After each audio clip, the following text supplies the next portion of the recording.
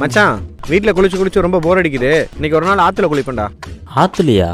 நாமக்கல் மாவட்டம் காவிரி ஆற்றில் வெள்ளம் பெருக்கெடுத்து ஓடுவதால் ஆற்றில் குளிக்க தடை விதித்து தண்டோரா மூலம் வருவாய்த்துறையினர் எச்சரிக்கை விடுத்துள்ளனர். ஐயோ மாமா, ஆத்துல தண்ணி நிறைய போகுதான், அப்ப நீ குளிக்க முடியாதா? மச்சான் நான் சுனாமிலேயே ஸ்விம்மிங் போறவன். ஆஃப்டர் ஆல் இந்த ஆத்துல குளிக்க முடியாதா? வா நான் பாத்துக்கிறேன். நீ பாத்துக்கிறியா? ஐயோ மாமா, தண்ணி வேற நிறைய போகுது, எனக்கு பயமா இருக்கு. டேய் ஏன்டா இப்படி பயந்து சாகுற? வா சாபூத்திரி போடுவோம். யார் வின் பண்றாங்களோ அவங்க ஃபர்ஸ்ட் இறங்கலாம். சரியா? சாபூத்திரியா? டேய் நீட்ரா கைய. ஆமா, இதுக்கு 3 பேர் வேணும்ல. ஆட்டத்துக்கு நானும் வரலாமா? எத்தனை நாள் தான் நானும் தனியாவே இருக்கிறது? எனக்கும் கம்பெனிக்கு ஆள் வேண்டாமா? டேய் மச்சி என்னமோ பயந்த பாரு, இன்னொரு கை வந்துருச்சு. தல வாங்க நாம ஆடலாம். சாபூத்ரி. ஏய் நான் தான் வின்னு. இப்ப போறேன் பாருடா. போயிட்டு வரேன்னு சொல்லு மாமு.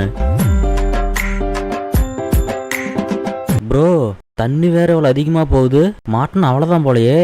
ஆமா, மாட்டினா ஆளு காலி. ஆளு காலியா? ஆமா, அது எப்படி உனக்கு தெரியும்? போன வருடம் இப்படித்தான் யார் பேச்சையும் கேட்காமல் நான் போய் இறந்து விட்டேன். இறந்துட்டியா?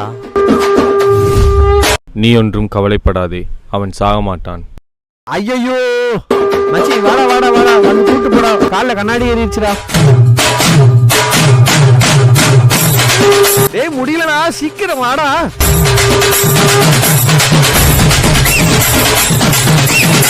மச்சி முடியலடா. எவன்டா ஆத்துல கண்ணாடி போட்டு வச்சிருக்கிறது? சுனாமியில ஸ்விம்மிங் போட்டால் நீ முட்டி வர கூட விளையாம வந்திருக்க. சொன்னே கேட்டியா நீ? யோ ஒரு லிட்டர் தண்ணி வாங்கிட்டு வாயா குடிக்கிறதுக்கு. தண்ணி 1 லிட்டரா? இதெல்லாம் மொத்தம் தண்ணியே தெரியல உனக்கு? இது இந்த தண்ணியாடா குடிக்க சொல்ற? கொஞ்சமாவது சுத்தமா வச்சிருக்கானுங்களாடா?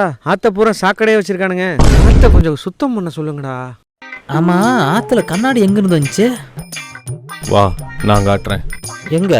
டேய் அங்க யாரா பேசிட்டு இருக்க? ஆமா நம்ம கூட ஒருத்த வந்தானே, அவன் எங்க? கொஞ்சம் விட்டுருந்தா நீ அவங்க கூட தாண்டி சேர்ந்துருப்ப. நான் காட்டுறேன் வா. மாமா இங்கேயே இரு, வரேன்.